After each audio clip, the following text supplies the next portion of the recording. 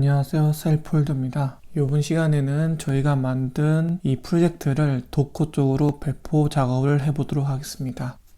배포하기 앞서 수정해야 되는 부분이 있습니다. 자, 이 프로젝트에 보시면 스프링을 넌했을 경우에 여기 출력된 로고에서 액티비티 프로파일이라고 하는 부분이 있습니다. 이 부분을 이용해서 여러분이 개발하는 이클립스와 이번에 배포하게 될 도커 쪽 부분, 이렇게 두 가지의 정보를 달리 가져가야 됩니다. 그 이유는 이제 도커를 이용했을 경우에 기존의 이클립스에서 개발했을 때 처럼 데이터베이스 커넥션 정보가 맞지 않기 때문에 그렇습니다. 자, 그러면 일단 이 부분을 하기 전에 도커 시스템을 먼저 만들도록 하겠습니다. 자, 도커를 만들기 위해서 저희가 여기에다가 폴더를 만들도록 하겠습니다. 자, 여기 보이는 이 부분은 저희의 프로젝트 구조와 동일한 위치에 있는 파일들입니다. 이 위치에 도커를 관리할 폴더를 하나 만들겠습니다. 그 다음에 이 도커 쪽에 배포하기 위해서 필요한 데이터베이스와 저희 프로젝트의 배포 파일 관리 부분을 처리하도록 하겠습니다. 자, 그러면 우리 프로젝트를 이제 새로 고침하게 되면 이 위치에 도커라고 하는 폴더가 하나 만들어집니다. 자, 이 위치에 new 폴더에서 자, MariaDB 부분 관련된 위치와 그다음에 여기 위치에서 관리할 파일을 하나 만들도록 하겠습니다. 자, 도커 컴포지를 하기 위해서 컴포지 yml이라는 파일을 하나 생성하고 여기 위치에다가 저희가 여기 컴포지 파일에다가 저희가 관리할 MariaDB와 우리 프로젝트 이 두 군데를, 이 두 가지를 컨테이너화 시켜 보도록 하겠습니다. 첫 번째는 서비스입니다. 그 다음 네트워크입니다. 우리 컨테이너가 실행이 되게 되면 이제 네트워크에 연결해야 되는데 그 네트워크 정보를 관리하는 건 네트워크스 쪽에서 관리하도록 할게요. 이름을 지정하겠습니다. My Network라고 하겠습니다. 그러면 여기 My Network를 이용해서 저희의 DB 부분과 앱을 관리하도록 할게요. 첫 번째로는 이제 MariaDB 부분입니다. MariaDB는 도커 허브에 있는 MariaDB를 받도록 할게요. 그 다음에 컨테이너 이름은 db라고 하겠습니다. 그 다음에 my network, 그 다음은 볼륨, 총 3개를 연결할 거고 현재 위치에 MariaDB, 여기 위치에다가 자, 설정 파일, MariaDB가 동작하는 데 있어서 설정 부분이 필요합니다. 그 부분을 관리하기 위해서 conf-d를 이용해서 관리할 거고 MariaDB 컨테이너 쪽에서는 etc 아래에 MySQL 아래에 conf.d라는 디렉토리가 이제 생성이 됩니다. 그러면 이 위치에 동일한 파일을 관리하도록 하고 두 번째는 MariaDB 밑에 데이터 부분을 관리하는 폴더를 넣겠습니다. 자, 이 위치는 var 밑에 lib 밑에 MySQL 이 위치에서 관리하게 됩니다. 자, 세 번째로는 데이터베이스가 실행이 됐을 때 저희 프로젝트에서 필요한 테이블이 있습니다. user2라는 테이블이죠. 이 테이블 를 미리 생성했으면 좋겠죠. 그 부분을 관리하기 위해서 MariaDB 폴더 안에서 관리하도록 하겠습니다. initdb.d 도커가 실행될 때 되는 거기 때문에 docker entry point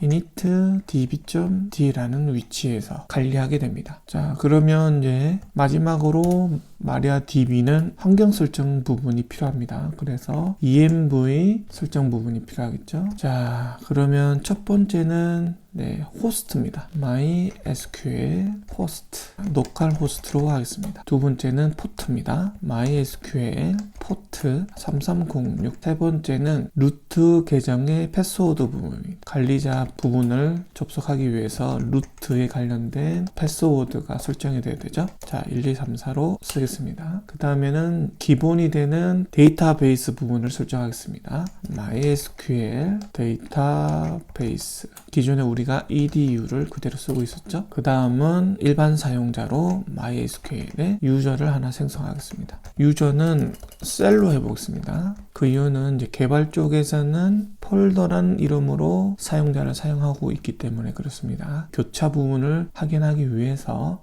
이 부분을 정의하도록 할게요. 그 다음에 마지막으로 패스워드는 1, 2, 3, 4. 자, 이렇게 하면 자, DB 부분은 설정이 끝났습니다. 그 다음에 저희 프로젝트 관리할 앱 컨테이너를 설정하겠습니다. 저희 스프링은 자바가 있어야 되기 때문에 OpenJDK를 이미지를 받아오도록 할게요.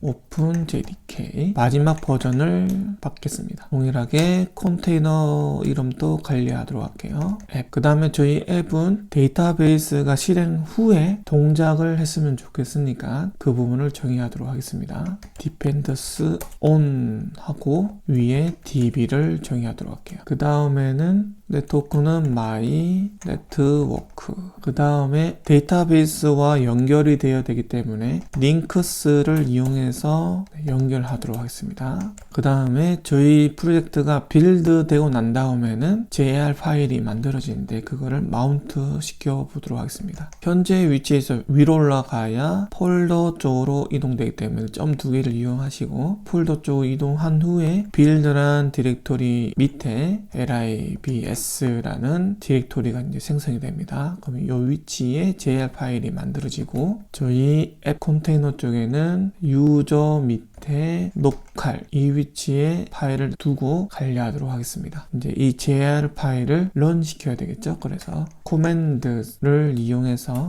java-jr 명령을 이용하고 자, 위치가 유저 밑에 노칼입니다. 그 다음에 이제 파일명을 이제 써야 되는데 app.jr이라고 정의하도록 하겠습니다. 자, 그러면 MariaDB에 관련된 이 부분을 정의를 해야겠죠. 폴더를 만들도록 하겠습니다. 총 3개 폴더입니다. conf.d 그 다음에 데이터 initdb.d 요 3개의 부분을 MariaDB 쪽 아래에 생성했습니다. 자, 그러면 initdb.d 이 부분에는 SQL물을 생성해 줍니다. 자, 유저라는 이름으로 SQL물을 생성할게요. 그 다음에 저희 프로젝트에서 사용한 유저 이 테이블은 이겁니다. 여기 파일 안에 유저 테이블 2를 만드는 ddl 명령어를 넣었습니다. 그 다음에 이 콤프 쪽 파일을 만들어야 되겠죠. 콤프 쪽 파일을 만들기 위해서 new 파일 해서 my.conf라는 파일을 만들겠습니다. 자, 여기 위치에는 클라이언트라는 부분과 MySQL이라는 부분, 그 다음에 MySQLD라는 부분 이렇게 있는데 여기 세 군데에서 저희가 필요한 입력을 하겠습니다. 자, 여기 추가해야 될 내용은 우리는 한글을 이용해서 데이터베이스에 입력하기 때문에 UTF-8 정의가 되어 있어야 한글 부분이 깨짐없이 들어가게 됩니다. 디폴트 부분을 캐릭터셋으로 UTF-8 정의 여기 한 군데, 여기 두 군데, 세 번째 부분에는 캐릭터셋 명령을 이용해서 이렇게 입력합니다. 그러면 이렇게 캐릭터셋에 관련된 부분을 정의를 하고 이 부분에 대해서는 여러분들이 뺐을 때와 넣었을 때 차이점을 확인해 보시면 더 좋습니다. MariaDB의 환경 설정 부분은 끝났습니다. 빌드 부분을 정의하도록 하겠습니다. 빌드 부분을 정리하기 위해서 터미널 쪽에 들어가서 저희 프로젝트에 있는 위치에 이동한 후에 여기 gradw라는 명령을 이용해서 빌더를 해보도록 하겠습니다. bootjr이라는 명령을 이용해서 실행을 합니다. 그렇게 되면 위에는 없었던 빌드라는 디렉토리가 이렇게 생성이 되었습니다. 위치로 이동을 해서 안에 내용을 보시면 lib라는 디렉토리가 또 만들어졌습니다. 그러면 여기 위치에 이동해서 내용을 이렇게 보시면 우리 프로젝트 플러스 버전 부분이 합쳐진 상태의 JR 파일이 만들어진 걸 확인할 수 있습니다. 자, 그러면 이렇게 만들어지면 저희 설정했던 앱 JR이라는 파일로 실행이 안 되겠죠. 자, 이거를 처리하기 위해서 저희 프로젝트의 그래들 설정 부분에 제일 아래 부분에다가 bootjr을 명령을 사용을 했을 때 저희 파일명을 고정시키도록 해보겠습니다. 자, 이렇게 bootjr 명령을 이용해서 실행했을 때 저희 프로젝트의 이름과 그 다음에 JR 파일로 만들었을 때 그 파일 이름, 그 다음에 버전 이렇게 세 개를 사용해서 저장을 하시면 이제는 그래드 필드를 할 때 app.jar이란 파일로 생성이 됩니다. 자, 그러면 저희 프로젝트를 빌드해 보도록 하겠습니다. 여기 빌드 디렉토리를 초기화하고 다시 JR 파일을 만들도록 하겠습니다. 현재 위치에 있는 gradle w라는 명령을 이용해서 클리어한 후에 put JR 명령을 이용해서 빌드 시작. 자, 실행되었습니다. 빌드가 보이시죠? 그러면 트리를 이용해서 빌드 안에 있는 libs의 위치에 있는 파일이 무엇이 있는지 확인해 보도록 할게요. 네, app.jar로 만들어졌네요. 이제 저희가 관리해야 될 부분은 끝났습니다. 자, 그러면 이제 도커 위치로 이동해서 현재 여기 위치에 있는 컴포지 파일을 실행해 보도록 하겠습니다. 도커 컴포지 업티. 자, 그러면 기존의 DB 밑에 도커라는 컴포지가 있고 그 컴포지 밑에 컨테이너 두 개가 만들어졌는데 하나는 DB, 하나는 앱. 저희가 정의한 그대로 만들어졌죠. 현재 여기 위치에는 외부로는 통신을 할 수 없는 상태입니다. 그렇기 때문에 포트 포워드를 잠시 걸어두도록 하겠습니다. 앱 쪽에 관리했으면 좋겠죠. 자, 기존에 있는 이 도커는 지워주시고 다운 명령을 이용해서 지웠습니다. 자, 그러면 이제 여기 위치에 포터를 적용해 보도록 하겠습니다. 8080 포터를 80으로 포트 포워딩 할 수 있게 정의하시고 다시 도커 업을 이용해서 켜십니다. 그러면 8080에서 80으로 접속할 수 있게 되었죠.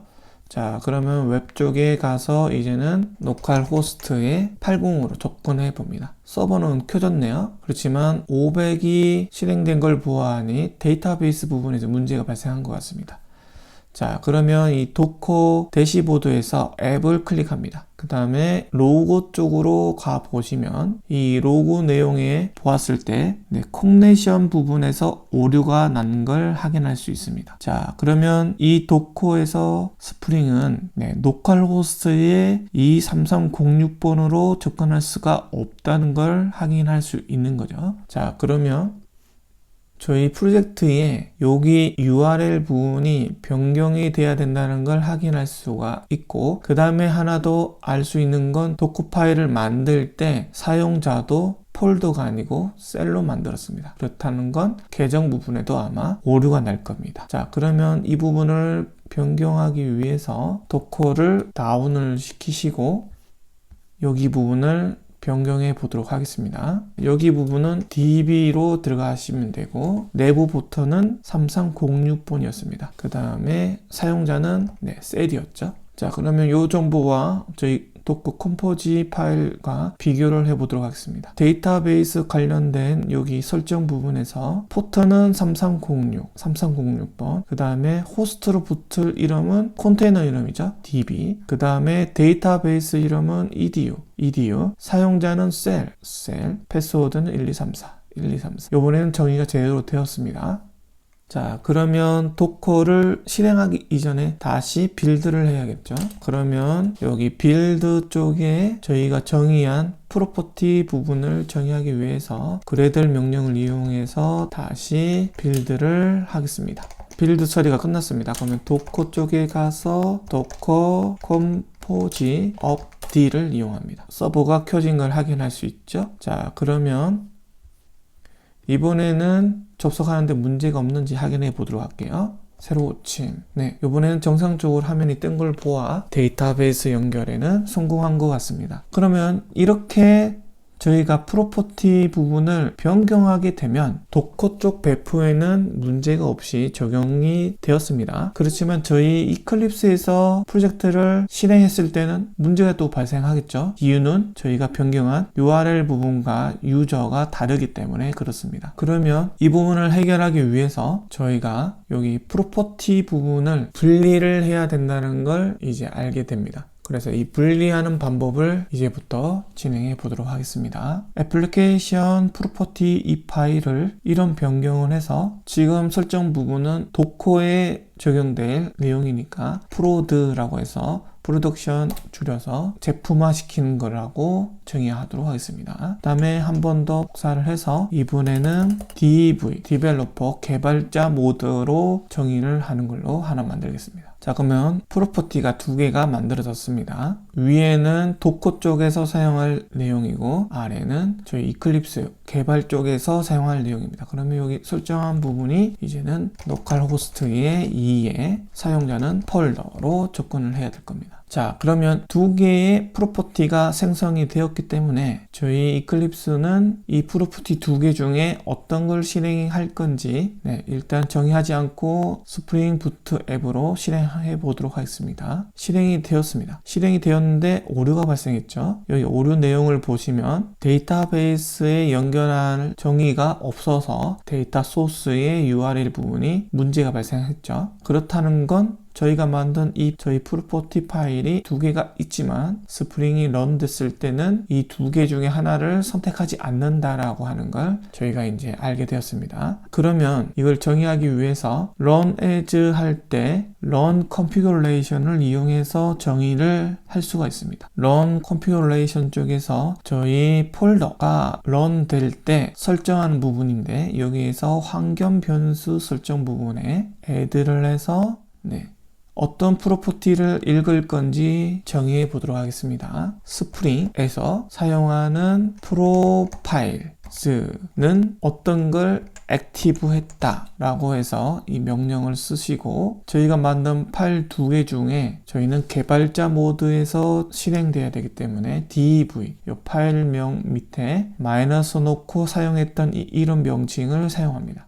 자, 그 다음에 OK 누르시고 apply run 합니다. 자, 요번에는 전혀 문제없이 실행이 되었네요. 그 다음에 실행된 내용을 이렇게 보시면 두 번째 줄 로그에 프로파일 중에 액티브 실행되고 있는 게 활성화된 건 dev라고 되어 있네요. 결국은 application-dev property 이 파일이 실행이 되었다라고 볼 수 있습니다. 자, 그러면 이 정보가 실행되고 있기 때문에 데이터베이스는 개발자 모드의 데이터베이스로 연결되는 거겠죠. 자, 그러면 8080 포트를 이용해서 실행했던 여기 부분을 실행해 보도록 하겠습니다. 새로 고침하게 되면 사용자가 그대로 오요지는 걸 확인할 수 있습니다. 그러면 여기 도커 쪽에서 운영되고 있는 데이터베이스에는 현재 아무런 사용자가 없죠. 자, 화면을 반을 이동하겠습니다. 그러면 왼쪽에 있는 건 개발자 쪽에서 실행되고 있는 저희 프로젝트고 오른쪽에 있는 건 도커 쪽에서 실행해주고 있는 프로젝트입니다. 자, 새로 고침을 해보시면 데이터베이스가 두 개가 다르다는 걸 확인이 되죠.